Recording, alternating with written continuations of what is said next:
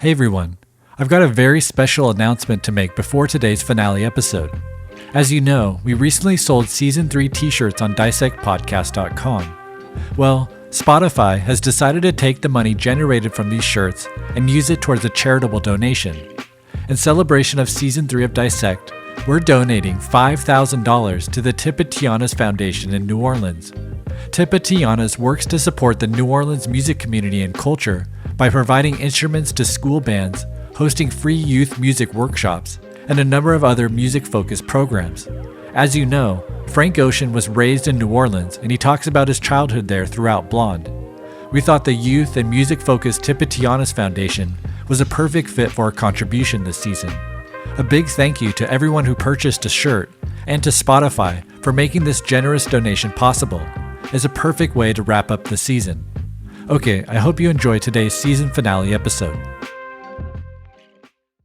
From Spotify Studios, this is Dissect, long-form musical analysis broken into short digestible episodes. I'm your host, Cole Kushner.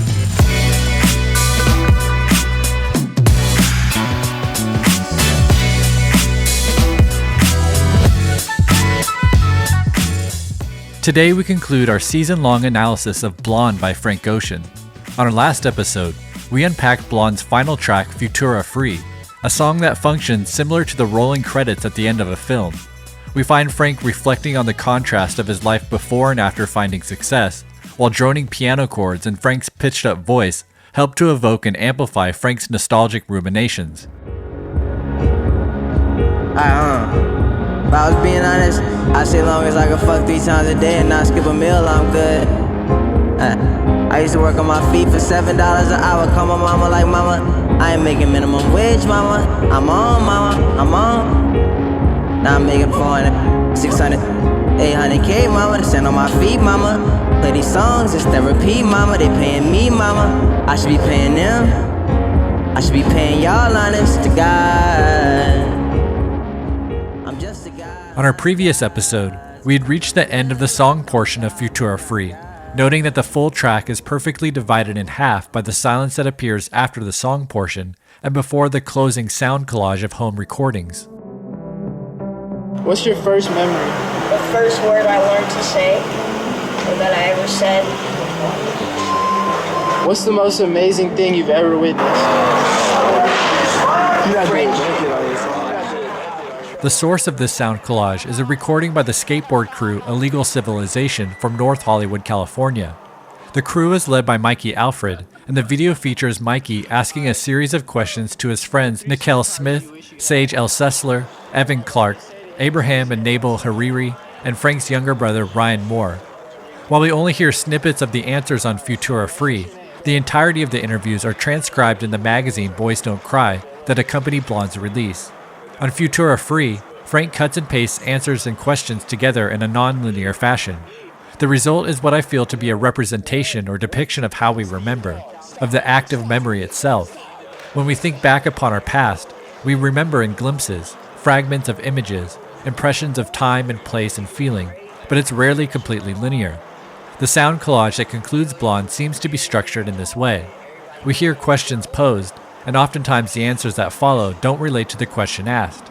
Yet, by the end of the collage, we get a general impression of who these kids are and the time in their life it represents. Indeed, the sound collage appears to be a portrait of what Frank views in retrospect as a golden era, or perhaps we should say a blonded era in life.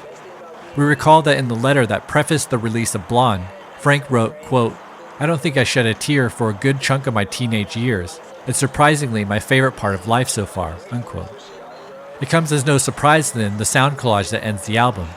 Blonde, by his own measure, is in part an autobiography of Frank's youthful years. And after hearing Frank's memories of this time in his life throughout Blonde, the sound collage on Futura Free is actual footage of teenagers talking, crystallizing one of the album's central themes, the blissful simplicity of youth. Indeed, the answers the interview subjects give to potentially existential questions are void of complication. They're honest and simple, and in many ways beautiful because of their honesty and simplicity. For example, when asked, "What do you do?" we get the blissfully youthful response, "I play soccer and go to school. I want to be better at skating." What do you do? I play soccer, and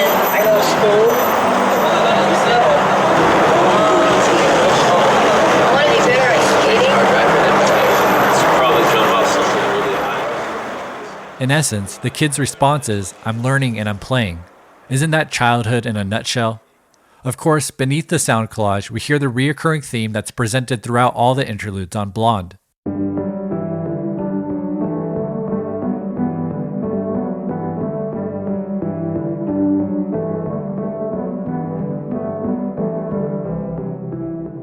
As you remember, this keyboard passage is sampled from Buddy Ross's Running Around.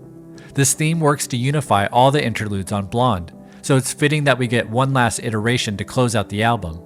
When taken as a whole, we can hear these interludes chronologically as a progression of one's adolescence into adulthood. The first interlude we hear is Be Yourself, where a motherly figure warns us about losing one's identity through drug use when leaving the house for college.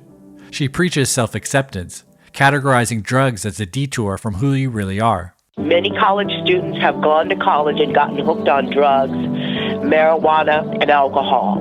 Listen, stop trying to be somebody else. Don't try to be someone else. Be yourself and know that that's good enough. Don't try to be Of course, nearly every song on Blonde references drug use, perhaps most potently on Solo, the song that directly follows Be Yourself. It would seem that Frank is arguing, through his own experiences, recreational drugs can be used as a vessel for self-discovery, as an act of youthful rebellion through which one finds personal independence. Be Yourself therefore can be viewed as representative of young adolescence in which our parents are guiding principles through life, and that defying them, making your own choices for better or for worse, is a requirement of individualism, an essential part of growing up. From the adolescence of Be Yourself, we move to teenage years in the next interlude found after the song Good Guy. We hear two guys, presumably teens, talking about women. One guy is heartbroken, while the other quietly expresses his disinterest in women, which we heard as a possible allusion to him being homosexual. All the bitches in the neighborhood want to fuck me, nigga. You told me. I used to fuck with all of them. Yeah, I ain't got bitches no more. But now I don't care about bitches like that, my nigga. That shit, Jasmine fucking wrecked my heart. I don't even know how to feel about bitches. Here we've progressed from the mother of Be Yourself. We've moved out of the house, so to speak. We find two kids trying to make sense of their feelings through somewhat casual conversation, through friendship. At this age, we rarely seek guidance about such things from our parents. Rather, we're trying to figure it out for ourselves. The next interlude is Facebook Story. We hear from an older male, perhaps in his mid to late 20s, explaining the dissolution of a relationship because of social media. No, I was just telling that I got this girl before, and I was together since 3 years, and I was not even cheating her or what, and Facebook arrived, and she wanted me to accept her on Facebook, and I don't want it because I was like in front of her, and she told me like accept me on Facebook. It was virtual, means no sense. So I said, I'm in front of you. I don't need to accept you on Facebook. She started to be crazy. She thought that because I didn't. So we've moved now from the adolescence of Be Yourself to the teenage years of the skit that concludes Good Guy to young adulthood of Facebook Story. Things have gotten rather complicated here on Facebook Story, as social media throws a wrench into our social behavior and relationship etiquette. It questions the authenticity of our digital selves and the coexistence of the digital and the physical, a coexistence still too new to fully understand. But still, at the heart of the story is a relationship gone south, a feeling of unresolved and confusion. The final interlude is the sound collage on the latter half of Futura Free. We've already discussed this to be a portrait of the blissful freedom of what Frank considers to be the golden years of his life thus far. It works as the album's conclusion, insofar as it represents the mentality Frank has returned to, shedding the complications and commitments of adulthood in favor of the liberated spirit he felt as a teenager. And to fully understand this story arc, this transformation that loosely structures Blonde, we have to return to the letter that accompanied the album's release, as it acts as a kind of blueprint for the themes developed throughout the album. The letter is found at the beginning of the magazine Boys Don't Cry that accompanied Blonde's release. Frank also posted the letter on his Tumblr page the same day Blonde dropped. The letter begins with a description of a photograph that is featured on the back cover of Boys Don't Cry. The photo also appears in the middle of the magazine as its centerpiece, the page in which the physical CD that's included in the magazine is held. The photograph is of a young blonde girl in the backseat of a car. She's configured her two hands together to form a rectangle, which she places over her face so that we only see her eyes. The photo was captured by the Collaborationist, a photography duo comprised of Jessica Hay and Clark Shao. I spoke with Jessica and Clark regarding the origins of this photo, which was taken in the summer of 2010. The girl in the photo is their daughter's friend, who was around 13 years old at the time. The young girl's mother had just passed away, and they were on a road trip from Los Angeles to attend a memorial service in one of her mother's favorite places, the Death Valley Desert in California. The two girls were in the back seat of the car singing a made-up song, doing hand movements while they sung. It was during this song that the photo was captured. Frank found the photo on Tumblr and licensed it for use in Boys Don't Cry. He describes the photo in the opening of his letter. Quote, 2 years ago, I found an image of a kid with her hands covering her face. A seatbelt reached across her torso, riding up her neck, and a mop of blonde hair stayed swept, for a moment, behind her ears.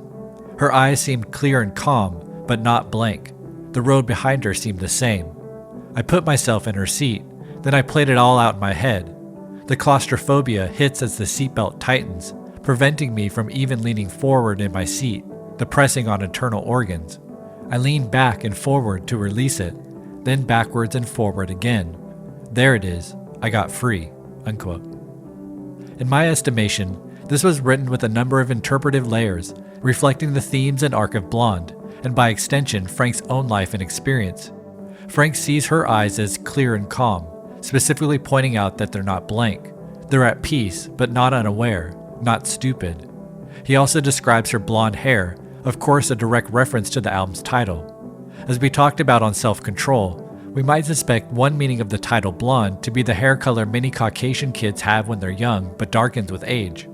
Eumelanin is the melanin type responsible for darkening hair, and for reasons unbeknownst to us, eumelanin increases as we mature. This transition from light to dark, also expressed as day to night on the songs Skyline 2 and Nights, is then representative of the transition between the blonded purity and tranquility of youth and the adulthood complications we face as we age. When Frank imagines himself as the young girl, which we might interpret him as thinking about his own youth in general, he draws attention to the seatbelt, describing it as a restricting agent that forcibly keeps him from quote-unquote moving forward, causing claustrophobia. He rocks back and forth twice to unlock the seatbelt, ending with the passage, "There it is, I got free." This idea of freedom permeates throughout Blonde and seems to be a reflection of Ocean's personal life and experience. We remember that Frank negotiated himself out of his contract with Def Jam, a process he described as a 7-year chess match. He told the New York Times, quote, "With this record in particular, I wanted to feel like I won before the record came out, and I did," unquote. Frank used his own money to purchase back his master recordings and release Blonde independently, allowing him to earn what he describes as Master P-type equity on his music. Liberating himself from what he considered to be a problematic business situation was one type of freedom. We also recall that post-Channel Orange, Frank's life in Los Angeles was increasingly problematic, which he likened to his house being on fire.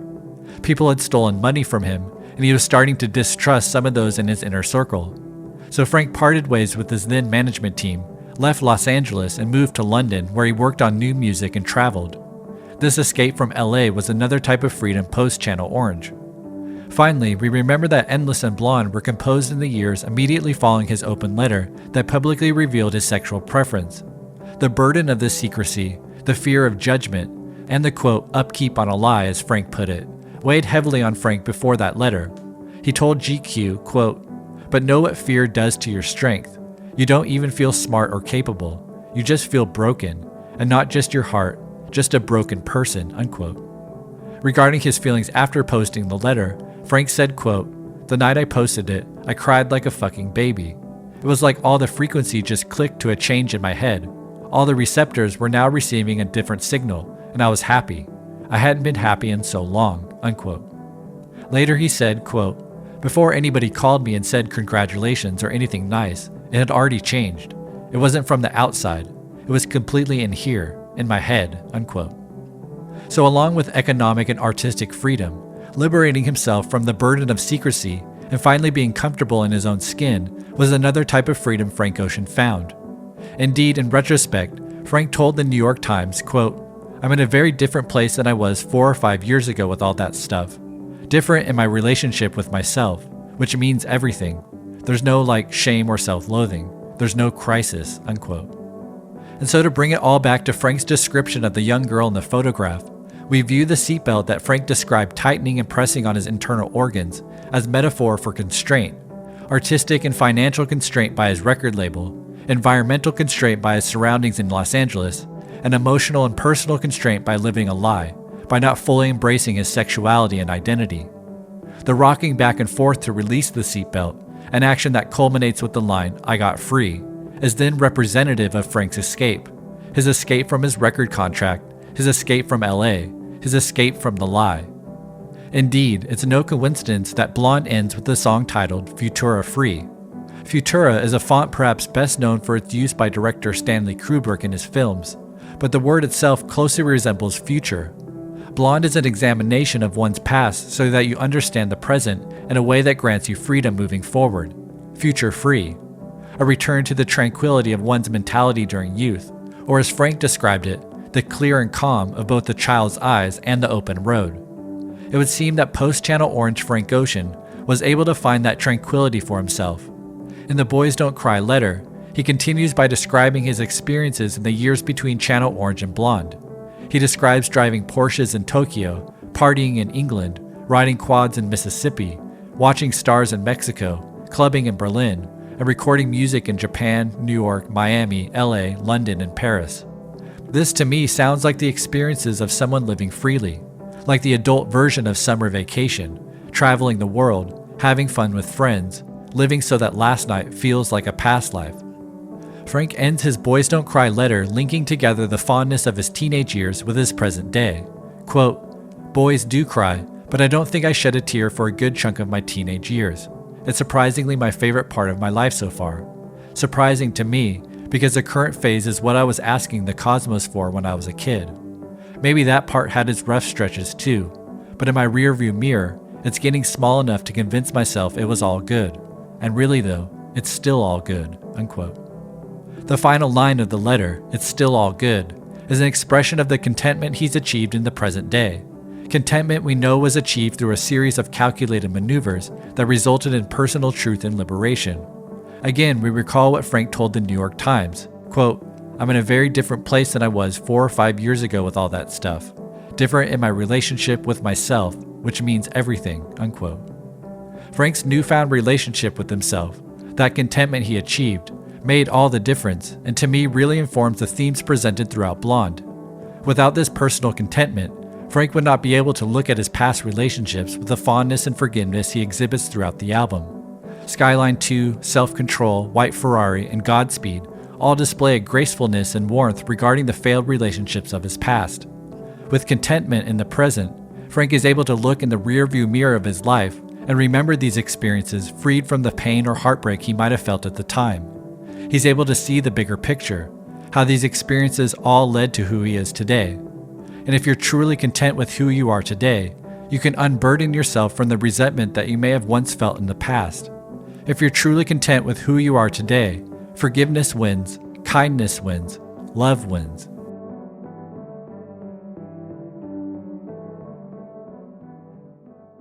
Of course, while we can pinpoint specifics in Frank's personal life that likely influenced Blonde, Boys Don't Cry, and his retelling of the girl in the photograph, these concepts are perhaps best understood when we strip them of their specifics, when we view the metaphoric release from the seatbelt as universal ideas of constraint and freedom. We all deal with constraints in various guises: the constraint of expectations, the constraints of fear, the constraints of our personal insecurities, all the things that can restrict us from living a fully realized, unrestrained, totally free and honest life. All the things that keep us from being and expressing who we truly are. And what is adulthood, if not the constant confrontation of these constraints, the ongoing struggle to free ourselves from the straitjacket of our own complexities in an attempt to return to a state of self-security and openness many of us experienced as a child.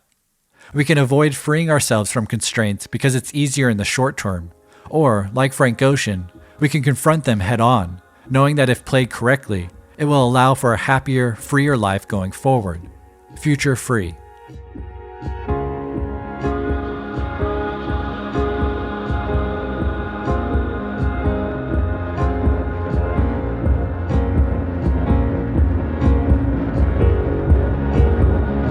If I was being honest, I say long as I can fuck 3 times a day and not skip a meal, I'm good. I used to work on my feet for $7 an hour. Call my mama like, mama, I ain't making minimum wage, mama. I'm on, mama, I'm on. Now I'm making 400, 600, 800K, mama. To stand on my feet, mama. Play these songs, it's therapy, mama. They paying me, mama. I should be paying them. I should be paying y'all, honest to God. I'm just a guy, I'm not a god. Sometimes I feel like I'm a god, but I'm not a god. If I was, I don't know which heaven would have me, mama. The next thing I'd like to examine as we continue to look holistically at Blonde is the theme of duality so present throughout the album.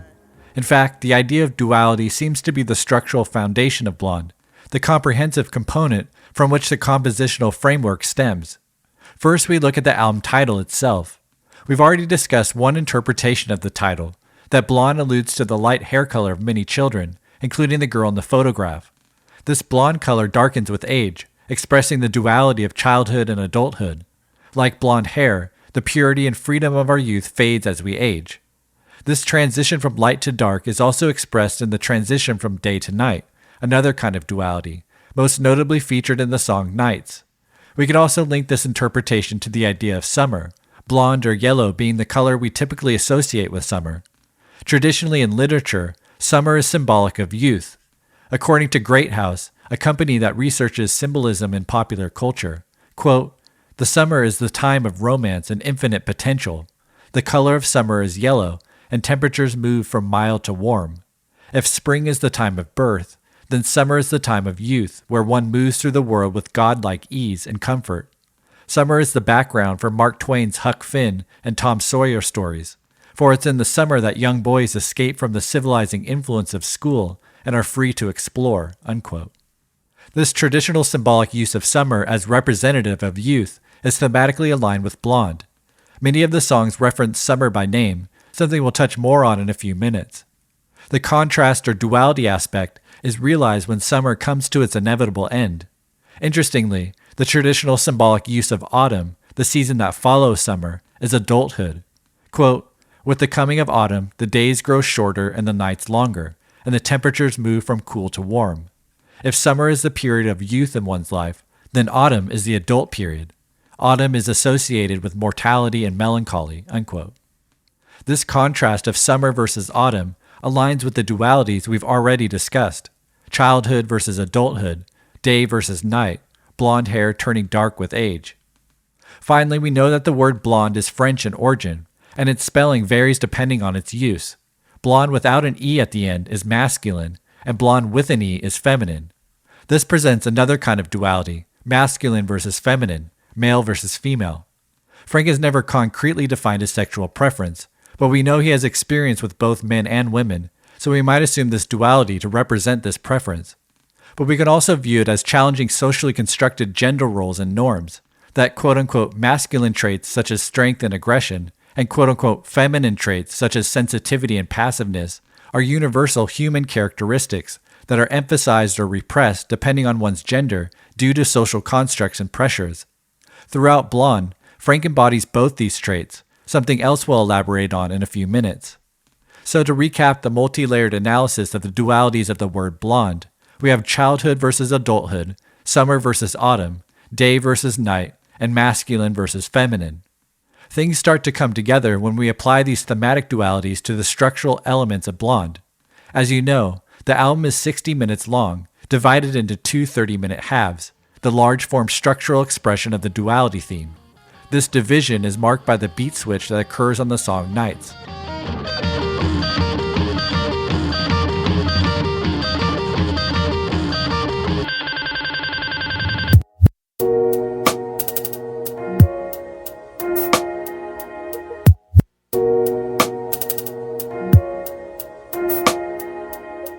Every night fucks every day up.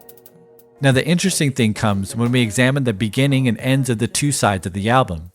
Side 1 of Blonde begins with Nikes, a song that is itself divided into two large parts. The first half features pitched up vocals, while the second half features regularly pitched vocals. These bitches want Nike.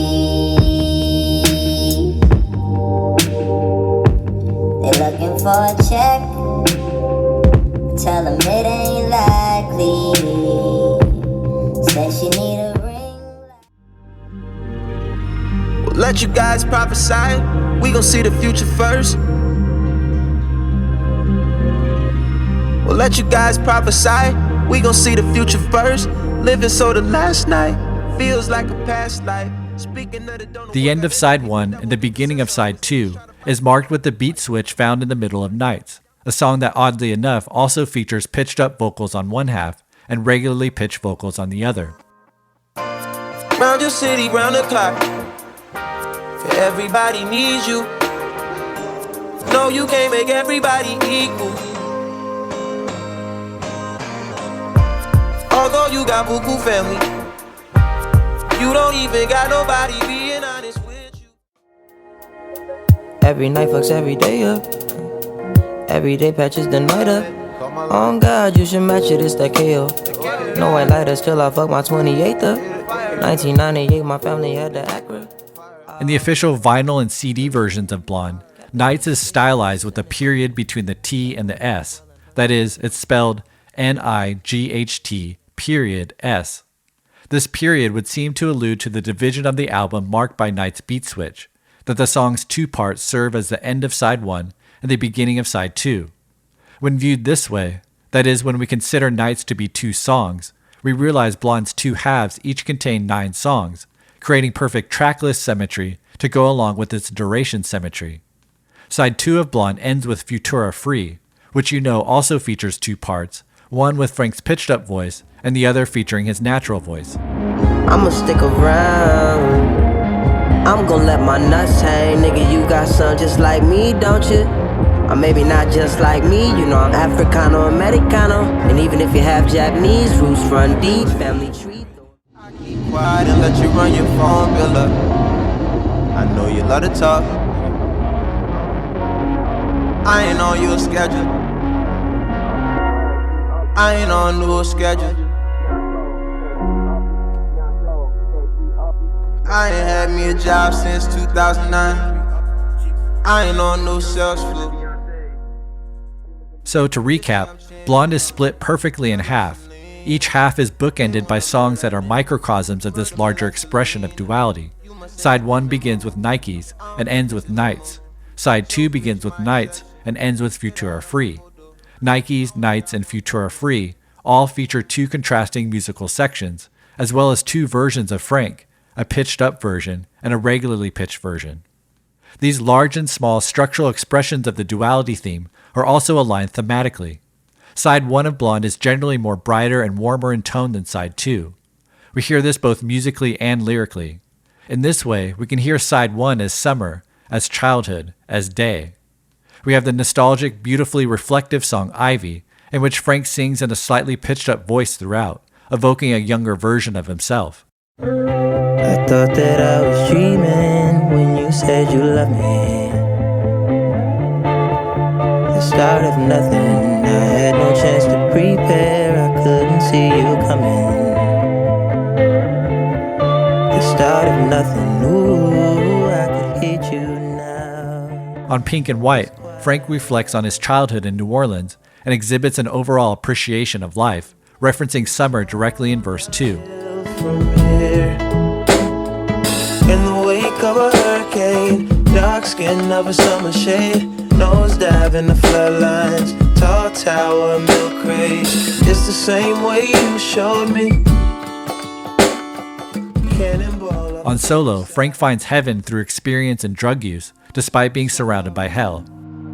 Solo, it's hell on earth and the city's on fire. In hell, there's heaven. There's a bull and a matador dueling in the sky. In hell, there's heaven.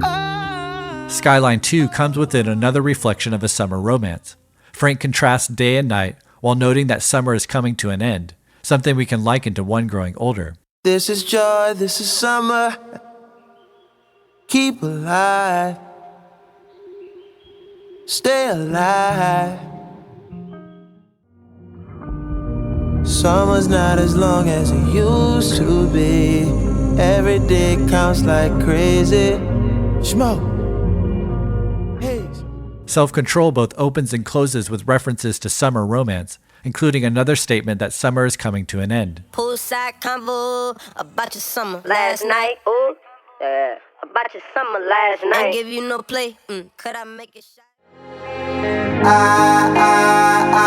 But we gotta leave. Take down some summertime. Give up just a night. As we enter side 2, things begin to shift in tone. If side 1 is summer, childhood, and day, we can hear side 2 as autumn, as adulthood, as night. As we listen to these excerpts, notice how on this side the musical tone is generally much darker, more abstract and experimental. Thematically, things go darker too. There's just one reference to summer on this side.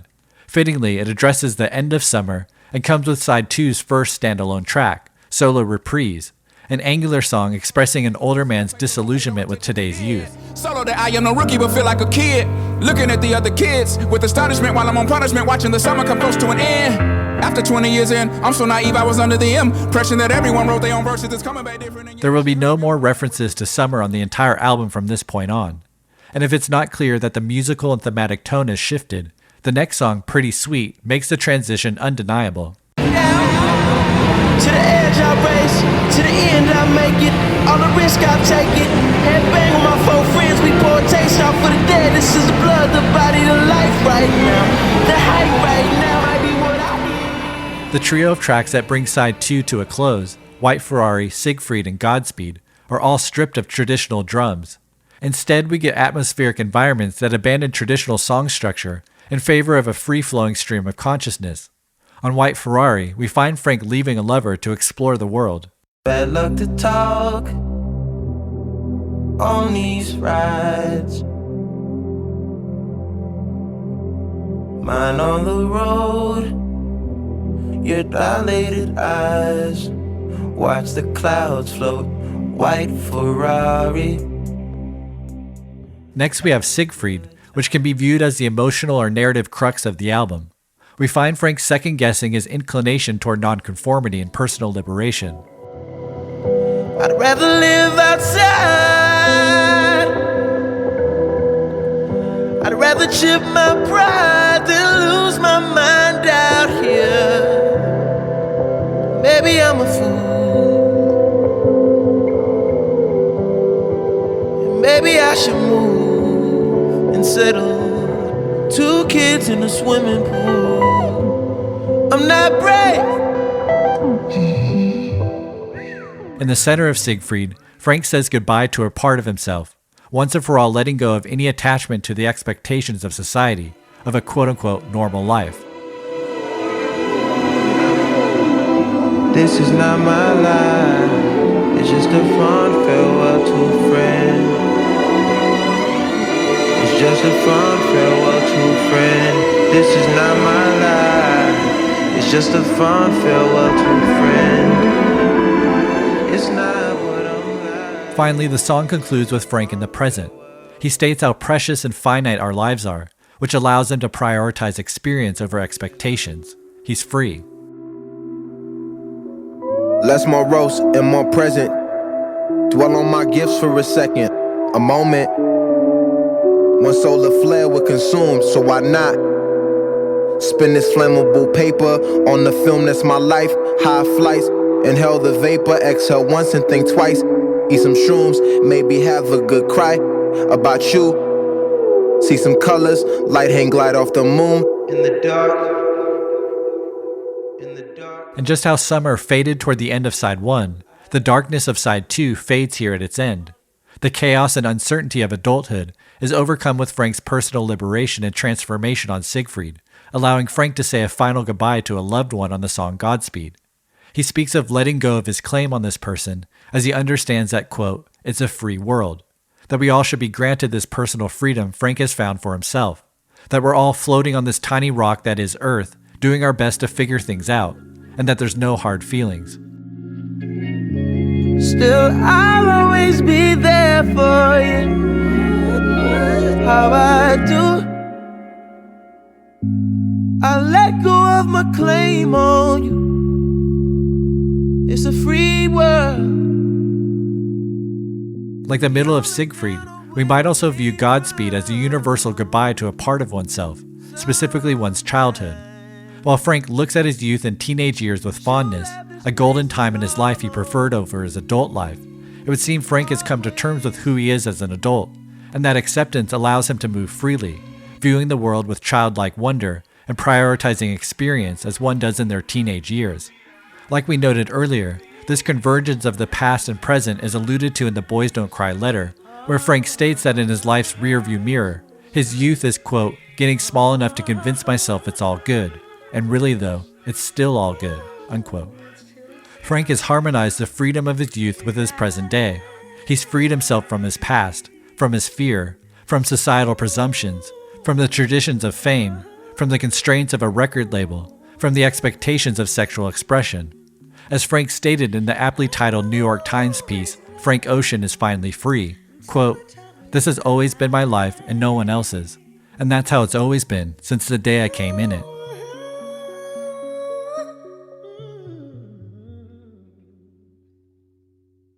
We'll be back right after the break.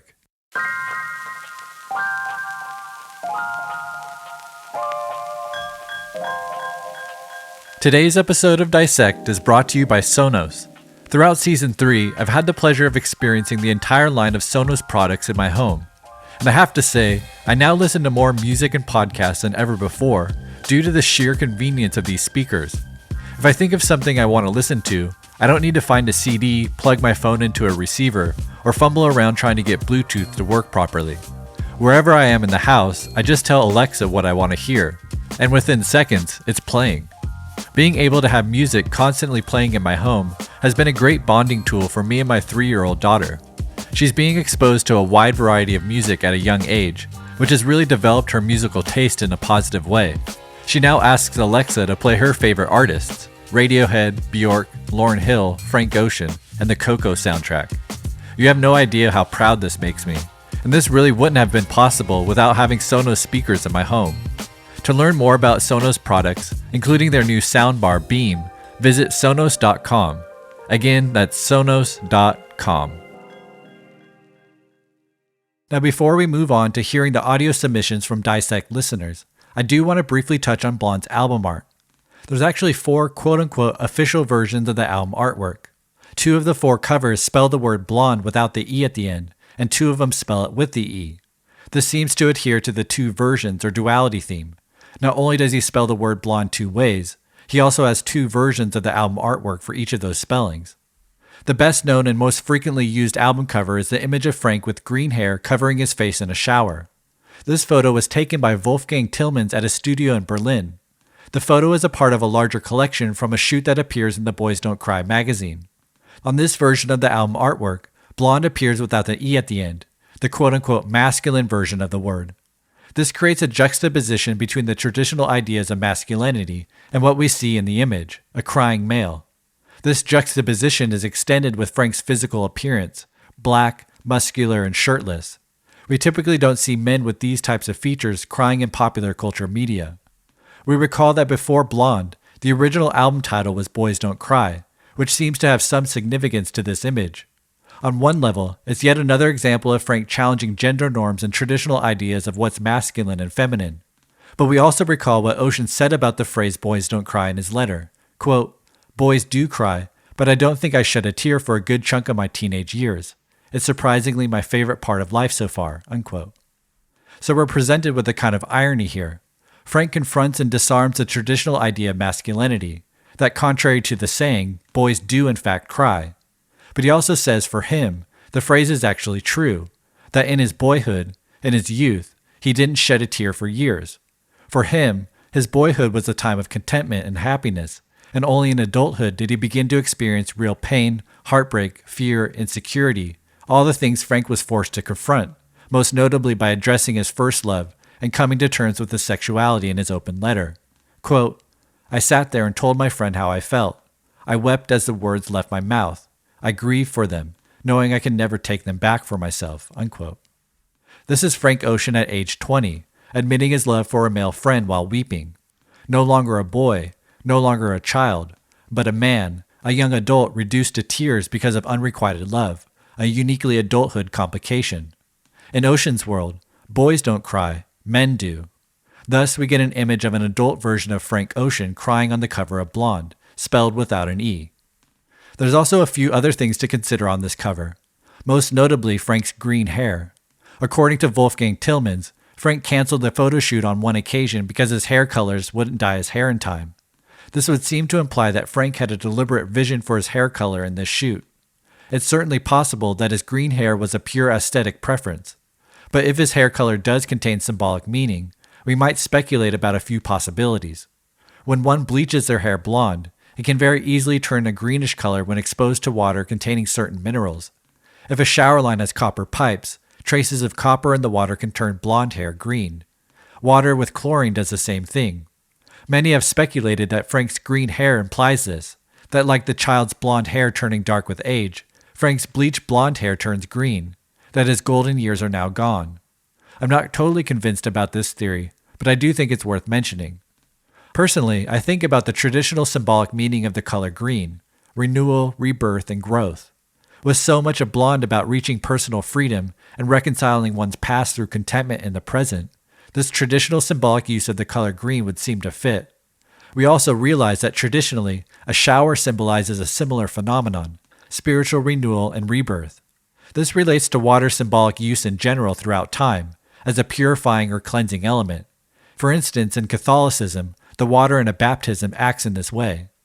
On the cover of Blonde, Frank's tears and the stream of shower water become one, both perhaps symbolic of Frank's painful transition into his new free life. The green hair could then be viewed as symbolic of this rebirth.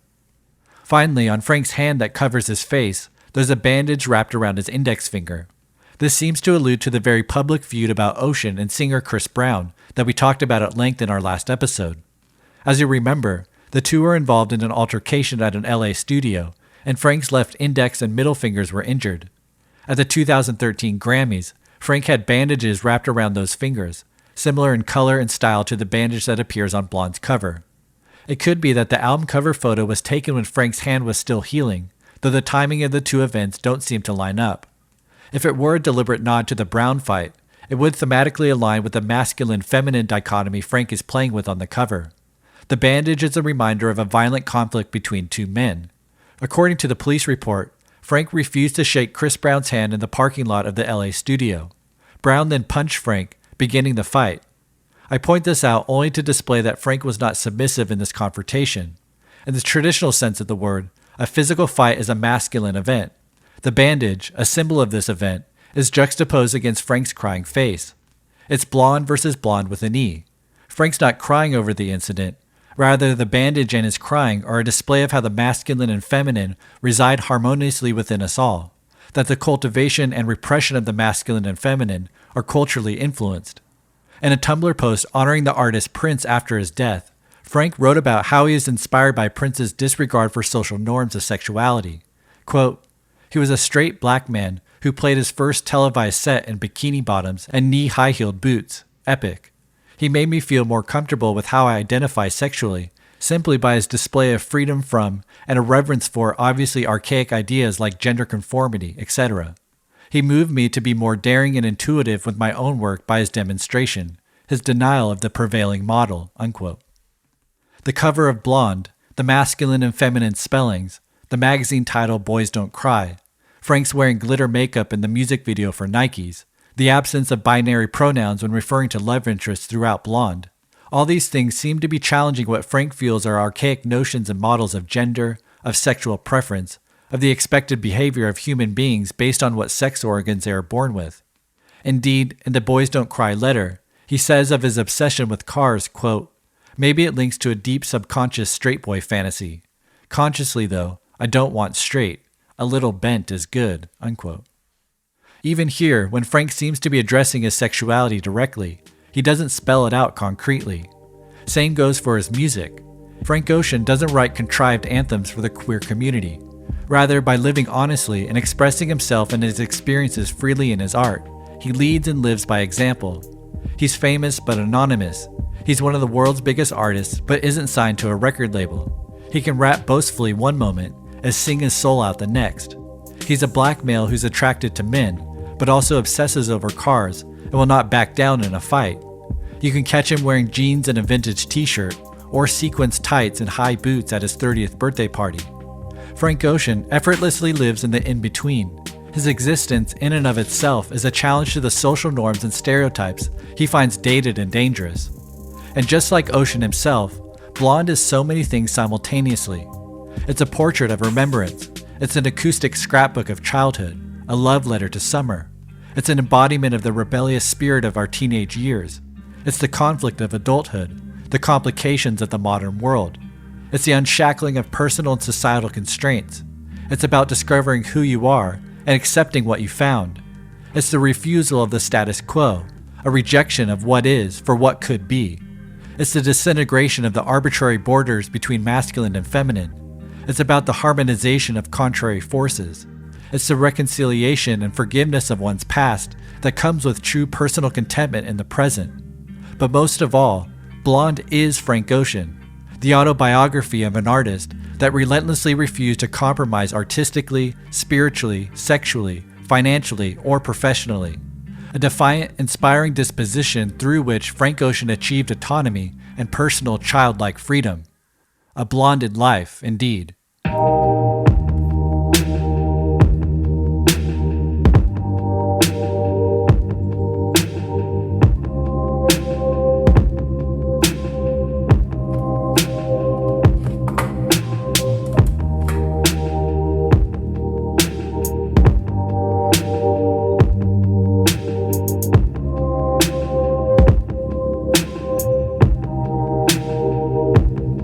Bitches want Nike.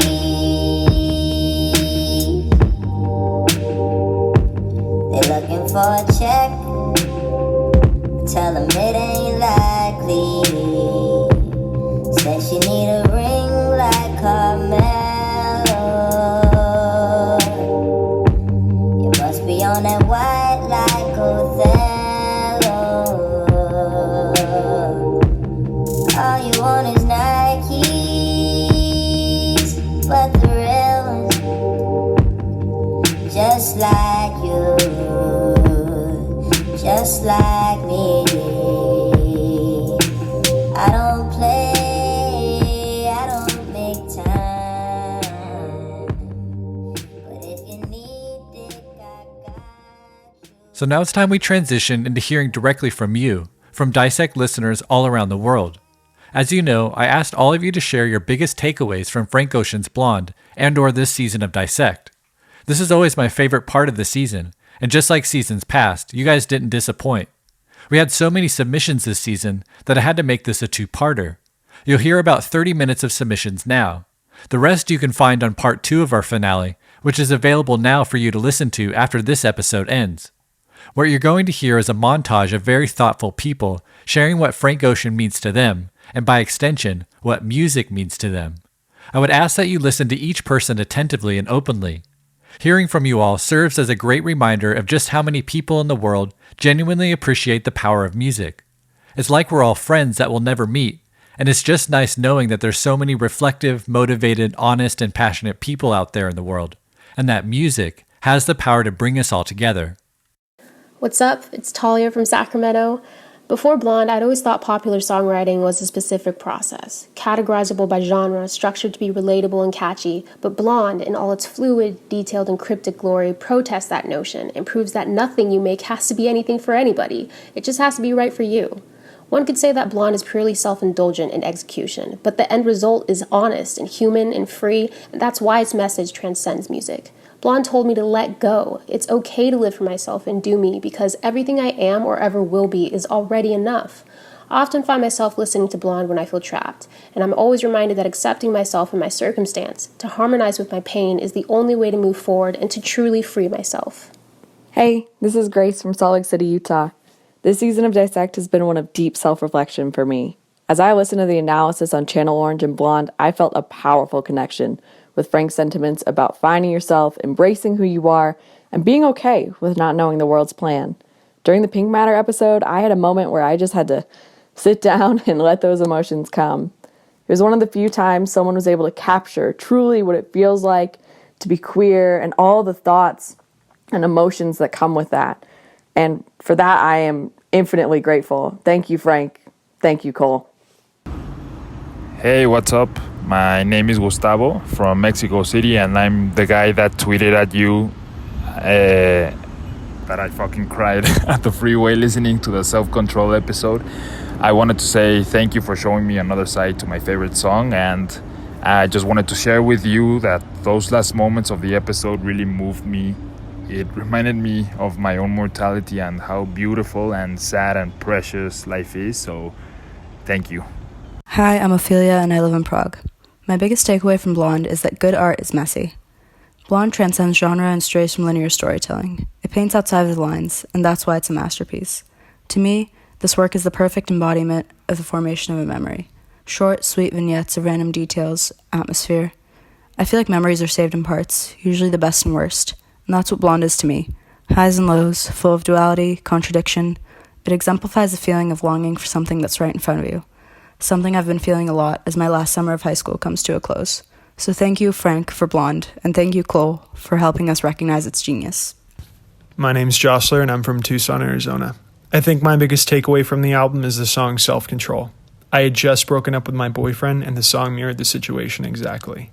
I was his first boyfriend, and in my attempt to help him find himself, I lost myself. And I lost my self-control. And I remember sitting at my kitchen table at like 2 a.m. crying, hearing that song for the first time. It was everything that I wanted to say. It was so honest. I had no idea music could be that honest. Keep a place for me.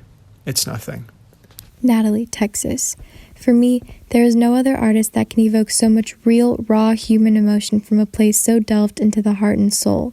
The way Frank paints his pictures is the exact same way we all live our lives, through flashing memories and rose-colored lenses. Every journey I've faced has been alongside his music. There is so much pain and so much happiness attached to every song, for me, but also for Frank and anyone else that has listened to Blonde. Everything seems to be fleeting but long-lasting at the same time, and he's able to blend it all together into something singular, coherent, and beautiful. My name is Frank, and I'm from the woods south of Chicago. I don't think Blonde is meant to be enjoyed fully on first listen, because every time I play it front to back, the euphoria feels bigger. I still play Good Guy a lot, but now the chills I feel at the end of Skyline 2 last longer, and Pretty Sweet feels incomplete if I skip the intro. My ears aren't being numbed, they're being opened. I feel Frank gracefully combating this as I listen, inviting me to take a closer look at pieces of an unfamiliar puzzle. The flower I had to wait 4 years to plant is now blooming with me as its gardener, audience, and student, and I want to learn. I'm Nelson and I live in the Bay Area. I still remember how I felt the night Blonde dropped. Listening to it was finally laying in your bed after a really long day. It truly came to me when I needed it most. It was my senior year of high school. I was freshly out of an abusive relationship, had just moved continents, and started a new school. It was a soundtrack to my life when everything felt lonely and out of control. Frank Ocean has a quality of transcendence that makes each listener feel like the music is especially for them. I lived on Central Avenue when it dropped, and I remember sitting in my high-rise in downtown Phoenix and hearing the Central line in white Ferrari, like he wrote that just for me. Blonde was nothing I expected, yet everything I needed it to be, and I just feel lucky to be alive in his time to follow and appreciate his music. I love you, Frank. My name is Ravid, and I'm from Dallas. One of the more spectacular things I took away from the season was this idea Frank proposed in tracks, Thinking About You and White Ferrari. And it's this notion that love transcends time and virtually the physical reality. And it's this thought that if you love someone, you truly have the ability to Marty McFly your consciousness and time travel back to that love and to those feelings and who you were and just life in general. So I found that idea so fascinating, and it really, really broke my brain. The biggest takeaway on this album for me is just how honest it is. Although Frank edits his pronouns on songs like White Ferrari and Ivy and Self-Control, he's creating environments through sharing his vulnerability that allow any listener to get their feelings out. And I'm so blessed to grow up in a time where Frank is willing to share his story with us because he leads with love. What he's done with this album has opened many doors in music and self-expression and emotion. It truly is an honest tale of one's fleeting youth. So thank you, Frank. And thank you all for listening. My name is Cole as well, and I'm from California. Hi, I'm Shireen from Melbourne, Australia. And I first started listening to Frank Ocean when I was 15, and as I've grown up, I find myself listening and relating to him more. Of course, our experiences will all not be the same, but it's the emotions felt during those times is what I believe Frank captures so well. From heartbreak to self-identity to reflecting on the past. All these things I've experienced in the past year, and I can honestly say I've never related to an album more before. The season is phenomenal, and so is their attention to detail. Thank you for helping me immerse myself into the world of Frank Ocean. My name is Zach, and I'm from Palm Springs, California. Thank you, Cole. I did not think I had more love in my heart for Frank or for Blonde than I already have before this season. But without fail, your microscope on this piece of work gave me a great opportunity to live with an album and an artist that I already feel so personally connected to, and therefore to look inward in a way that I'm not necessarily capable of doing on my own. Frank creates a narrative that easily could have been straightforward and personal and raw and good through the hands of another artist, but through Frank's own pursuit of emotional sincerity and ingenuity to the crafting of this piece, Blonde finds a way to be personal yet universal, so detailed in the mindscape and the feeling of one period of time, it ends up being elliptical, weaving through all space and all time for anyone it touches. I waited for the release of Blonde from the outside looking in. Channel Orange never captivated me past its standout tracks, and Nostalgia Ultra hardly piqued my interest. What was it about Frank Ocean that so fervently drew both fans and critics to fawn over his every move? Endless released on the first Friday of my senior year, naturally an emotional time in one's life, but an abstract, ambient visual album, while interesting, wouldn't satisfy the hype. Nikes abruptly dropped Saturday morning as I toured a university. Later that afternoon, I exploded out of my chair to download the album. The anticipation had consumed me. I'm not sure if it was the beautifully skeletal instrumental on Ivy, the turbulent beat switch on Nights, the piercing synth on Solo, or the transcendent vocal crescendo on Self-Control, but everything came into place. Hi, this is Greg from Birmingham, England, and I think that Blonde is one of the best albums of all time. I enjoyed the Tricky Stewart interview, but I disagree with him that the best songs are the ones that play on the radio. In my opinion, it's a blessing that Frank recoils from the spotlight, because if he was seeking fame and stardom, I'm certain that we wouldn't have got Blonde. It's a beautifully weird album, and one that comes from a real place, doesn't care about genres or whether it's going to be a hit. 2 years after its release, and I'm still listening to it, and it's as moving as ever. My name's Brett from Texas. My takeaway is, as humans, our experiences growing up are often parallel with one another, and we're able to relate more because of similar experiences. First love, first heartbreak, unrequited relationships are all a part of our unique quilt that each of us stitch into our own tapestry of life. Frank has this amazing ability to concentrate those feelings and moments into music and lyrics that makes the listener relive those moments and reflect on how things could have been different if different words or feelings were shared at the time. Charlie from Toronto. Blonde was released during the peak of my struggle with depression, which arose from a horrific ending of a relationship.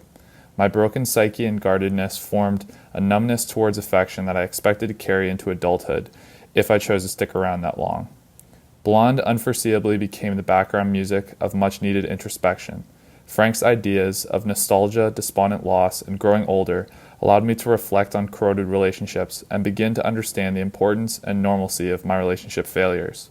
Periodic hollowness and uncertainty remains, but Blonde's thought-evoking narrative continues to offer indispensable catharsis in my path to feeling whole again. Hi, my name is David. I'm from Minneapolis. The takeaway from this season for me was the solo episode and the talk on Frisian.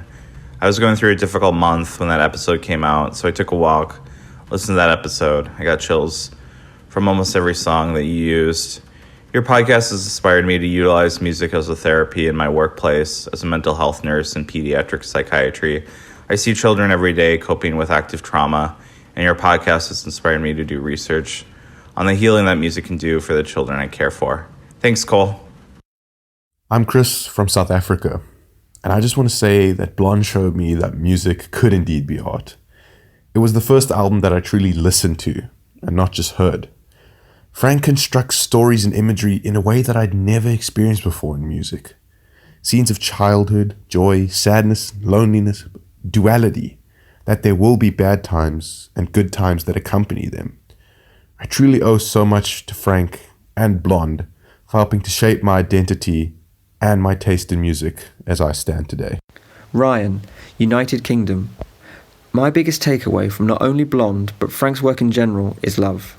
For some who haven't had the pleasure of experiencing one of life's universal emotions, Frank allows those of us that are somewhat ignorant a lens through which all the raw emotions one can possibly feel when cultivating the seed of love for another. He's taught me that love is in no way easy, nor is it something to squander.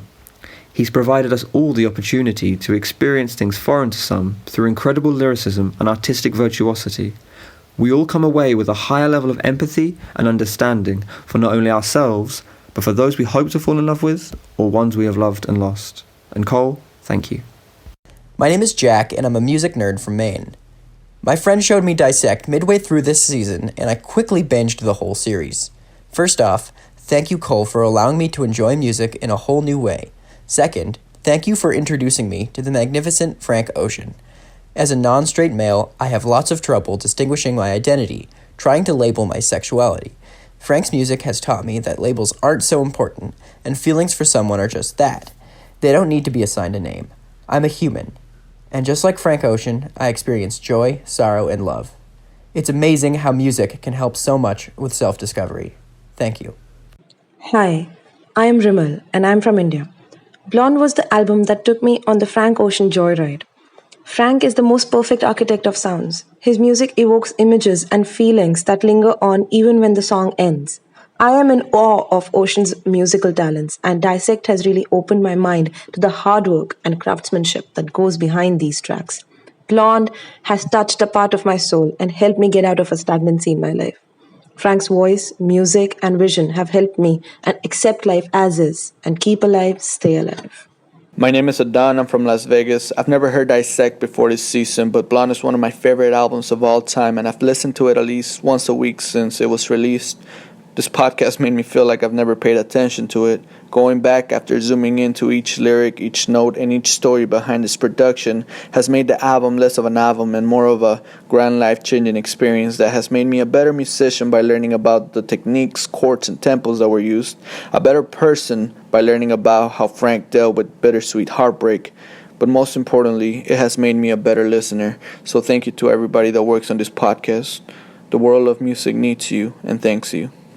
Nostalgia can be the best but also the worst feeling in the world. Overall, you need to accept that everything changes, nothing never stays the same, and that's okay. You can't blame anything or anyone, not even your true self. I want to believe that everything happens for a reason, and that's what makes life so beautiful, because how can you appreciate the good without the bad? And if you're able to find the good in the bad and let the good overwhelm the bad, that's when you grow. That's when you forgive and let go. That's how you free your soul, and that's when you find peace within yourself, so you can start to enjoy this crazy ride we call life. It's incredible how Frank is able to communicate this not only with Blonde's lyrics, but with its touching melodies and sounds that naturally reach into one's heart and soul. Thanks, Frank. This is Ivy from LA. I'm Savannah. I live in LA. My first adult relationship was with Omas Keith. We dated for nearly a decade during the production of both Channel Orange and Blonde, and broke up months before Blonde was released. Every listen, different lyrics stood out as perfect companions to my shifting feelings of grief, forgiveness, pettiness. But Blonde was also playing when I met the first person I would date after him. And then it was the soundtrack to the beach trips I took with the person after that, and the person I'm dating now turned me onto this podcast. Even without the album, Omas would have been with me all along, but sharing Blonde with new lovers in all of its layered significance has taught me new textures of love. This is Winnie in Botswana. I recently lost my dad, who was the very embodiment of unconditional love. And right before he passed, I lost a relationship that meant the world to me. I was so resentful that this person could not be the support I needed amid my impending loss, but then I listened to the Ivy episode where you said, a relationship is so much more than two people having feelings for each other.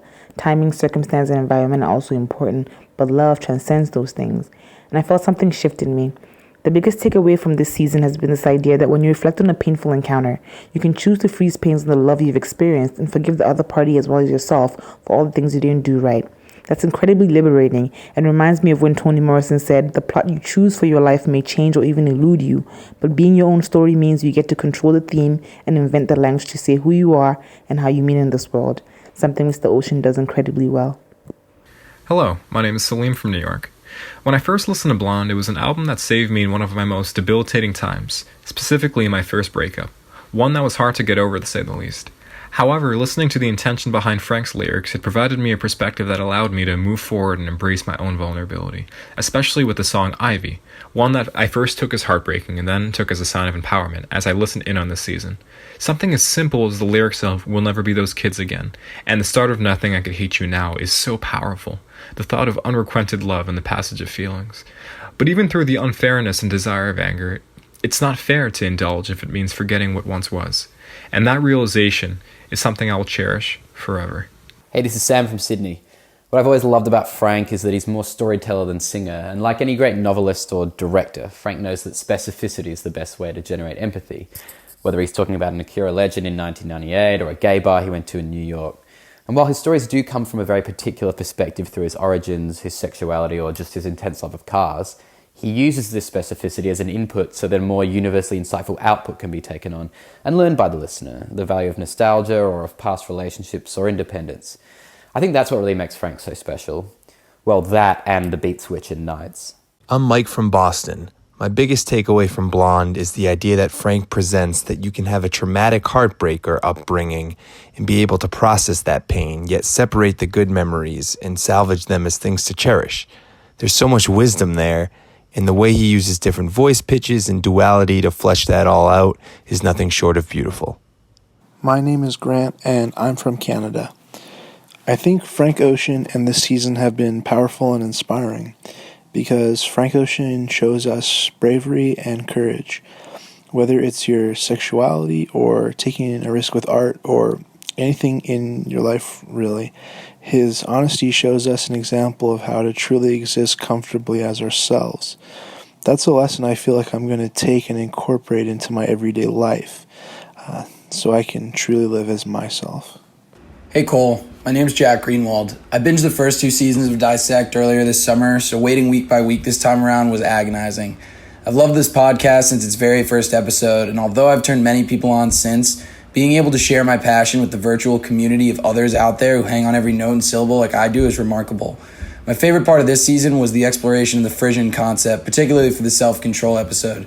You often advise us to close our eyes when we listen to these songs and truly hear them, and I was nearly moved to tears hearing the master of analysis confess on a podcast about musical dissection that occasionally we cannot explain why we feel a certain way about music. Sometimes it's just so fucking beautiful. Unconventional is powerful. You don't have to have a traditional chorus to create the most infectious music. His lyrics rival the likes of a T.S. Eliot novel. From a boy navigating his id on Channel Orange to a man owning his beliefs on Blonde. My favorite artist was dissected and opened my eyes even deeper to the fact that Frank Ocean reveals himself and revealed the inner depths of myself at the same time. Now that's music. This is Brittany from Boston. Hey, my name is Ramon from Orlando, Florida. My biggest takeaway from Blonde and this season of Dissect has to be the past doesn't have to hold you back. You can use the good and the bad to propel you forward in life. Because at the end of the day, all we have is our memories. That's what makes us, us. I thank Frank for selflessly showing us that, and you, Cole, for diving deeper into this album for us. Thank you. Hi, I'm Nihal from Egypt. Blonde was released at the most turbulent time of my life. I was moving to London and I was changing as a person, and Blonde accompanied me through these changes and this journey and became my London soundtrack. Really helped me understand myself better, and I wouldn't be exaggerating if I say that it really helped me grow as a person. I've never reacted to a piece of artistic expression as much as I've reacted emotionally to Blonde. It remains tied to my personal growth to this very day. There really aren't any words that can do justice to what this project means to me. I'm just grateful that Frank chose to share his journey with us. Hey, I'm Gerald, and I'm from Miami, Florida. Frank Ocean, Blonde. The album that pushed my maturity and self-development in countless ways. But what I appreciate the most about Blonde is how it taught me to let go. A huge part of navigating life is learning how to let go. Let go of pain, let go of hurt, let go of disappointment, because if you don't let go, you can't move forward. I literally will listen to this album every day for a year because it acted as a bridge in my growth, a bridge to a new understanding of my life, a bridge to freedom. Thank you, Frank. Heyo, my name is Dominic. I'm from New Jersey. Blonde is the most important album in my life. I was fresh off a 2.5 year relationship ending terribly. All my friends had already left for college while I was waiting to leave, and I was completely lost. When it came out, I downloaded it ASAP, and I could do nothing but be entranced. It literally saved my life, and I still turn to it to this day to escape depression or anxiety, even if just for a little bit. And seeing Frank at Panorama was pure magic and just an experience I will never forget. Personally, my art hasn't been the same since Blonde. I find myself more daring in my instrumentals, and when I'm writing, I'll think that's no good. How would Frank word this? Which leads to me discovering more about who I truly am, if that makes any sense. Listening to Dissect, I thought I knew this album inside and out, but I learned more than I could ever imagine tuning in every week. So thank you for helping me appreciate this masterpiece even more. I have never related more to an artist than Frank.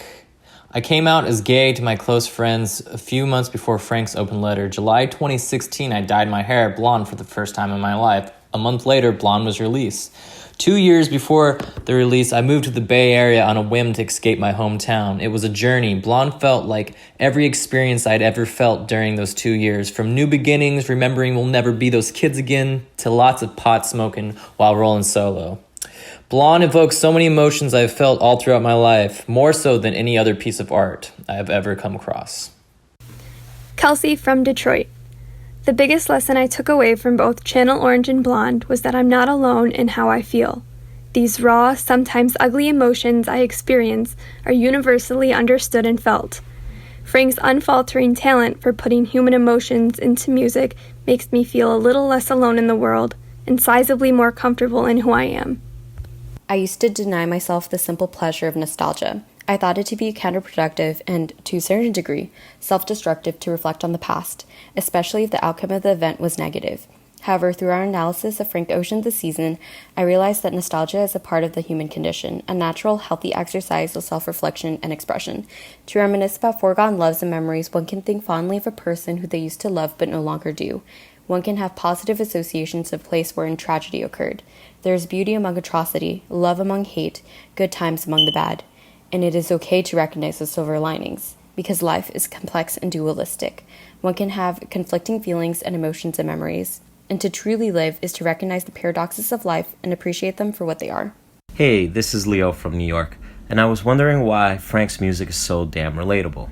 Many of us, musician or not, we always seem to dwell on the past. Memories of people that we carry with us, places that feel like mirages, scenes of our lives that play in our mind like personal drive-in movies.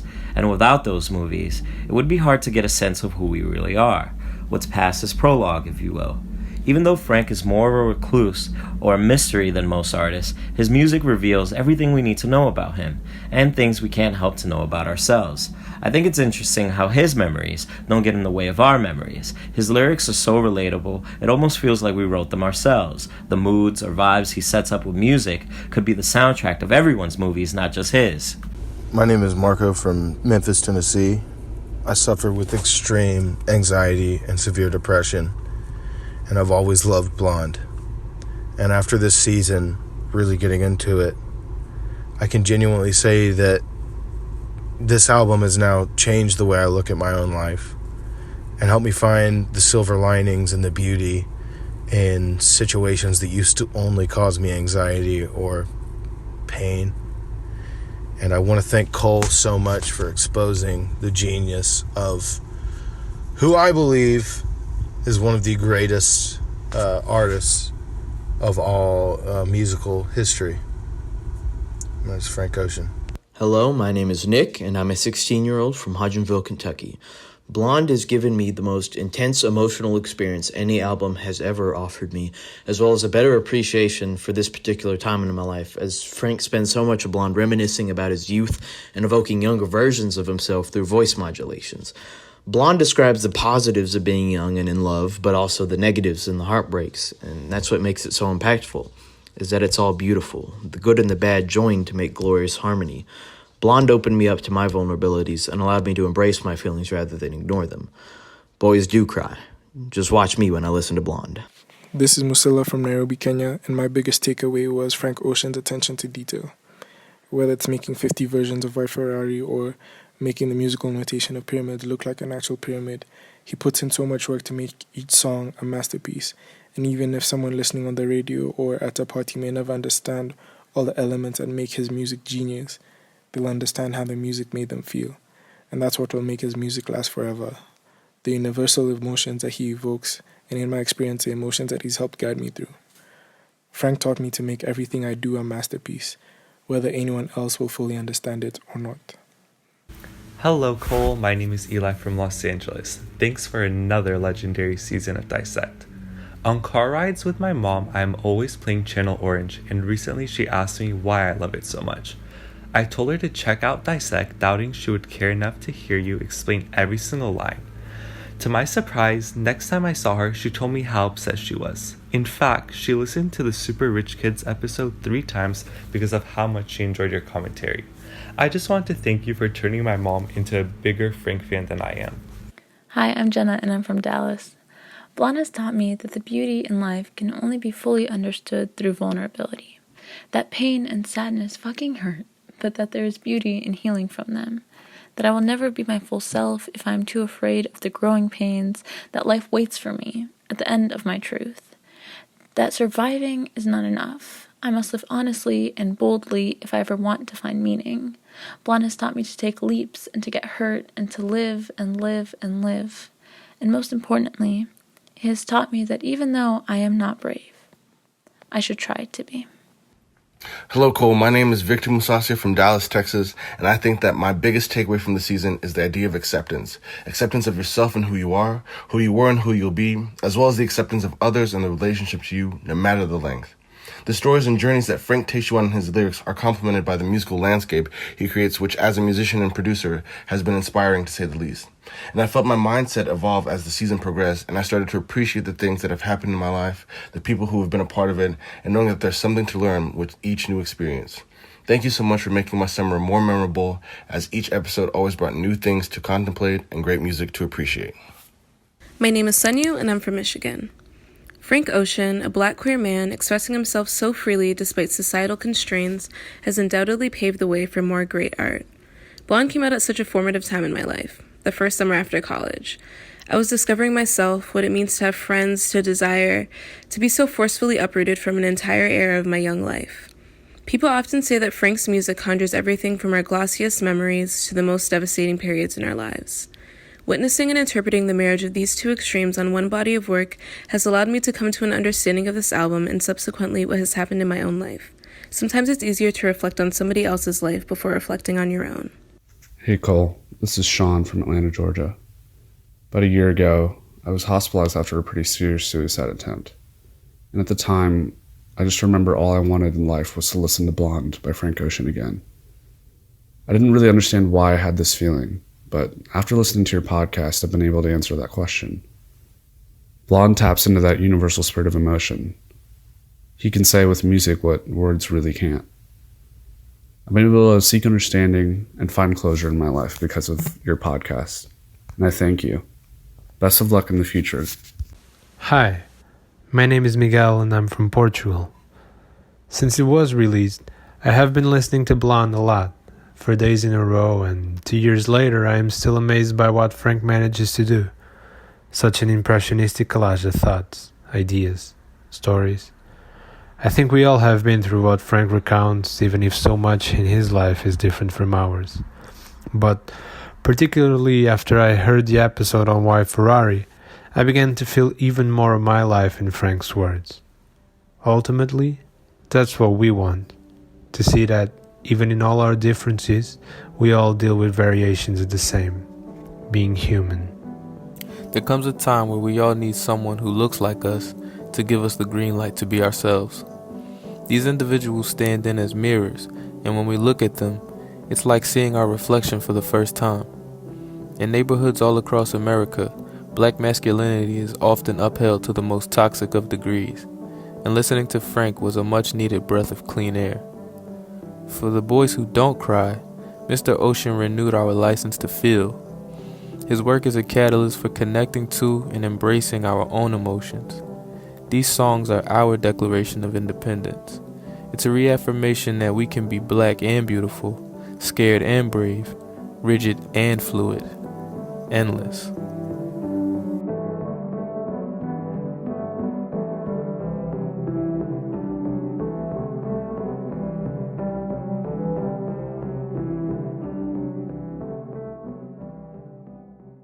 I hope you all enjoyed hearing those as much as I did. Thank you to everyone who took the time to share their thoughts. Remember, part 2 of this episode contains over an hour's worth of listener submissions, so please make sure you check that out after this episode ends. And if you didn't get a chance to submit your clip, I'm going to give you your 30 seconds now. Be it a feeling, a particular theme, a memorable song or moment, wherever you are, whatever you're doing, take this opportunity to think about your biggest takeaway from Frank Ocean's Blonde.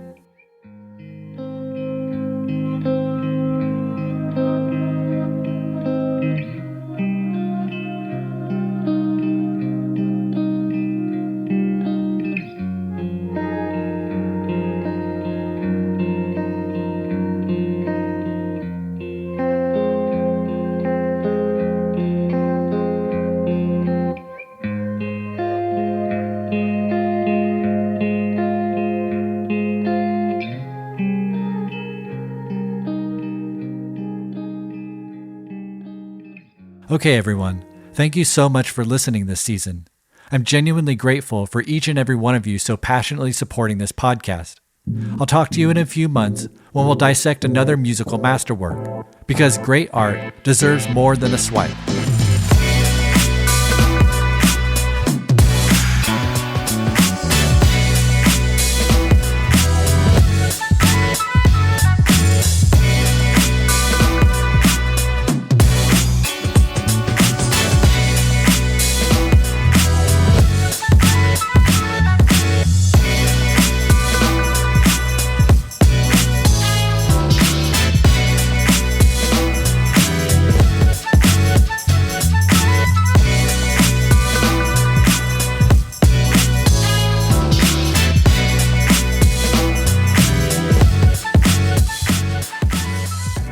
Dissect is written and produced by me. If you enjoyed Dissect this season, please take a moment and tell a friend, family member, coworker, anybody you feel might enjoy the show. Be sure to keep in touch over the break by following @Dissect Podcast on Twitter and Instagram, or join the newsletter at dissectpodcast.com. Now, if you'll indulge me, I'd like to take a few moments to thank some essential people involved in making Dissect possible. First, a big thank you to Spotify for allowing me to do Dissect full time. The team at Spotify have done nothing but support Dissect in a positive way, allowing me the time, freedom, and resources to take the show to the next level this season. Seriously, it's been a dream come true. A special thank you to my right-hand woman at Spotify, Michelle Santucci, for being a passionate, talented, and trusted resource, always making sure my T's are crossed and my I's are dotted. A big thank you to Sonos for sponsoring this season. It was really important to me that we had a sponsor that I genuinely supported. I was already using Sonos products before they were a sponsor, and it was great getting to experience their entire product line over the course of the season. Learn more about Sonos at sonos.com. Thank you to Bureaucratic for the original theme music he composed for this season. Be sure to check out more of his music by searching Bureaucratic on Spotify. A special thank you to Andrew Atwood for the beautiful song recreations. Seriously, how good were those? I'll be posting a conversation I had with Andrew about his process of recreating Blonde, so be on the lookout for that soon. Thanks to my mom, dad, and sister for always supporting my dreams. A huge thank you to my wife and daughter for being the unending inspiration in my life. And to my unborn child, I can't wait to meet you. We'll be waiting for you with open arms this November. Okay, everyone, that's all I got. Thanks again for another beautiful season. I'll talk to you soon.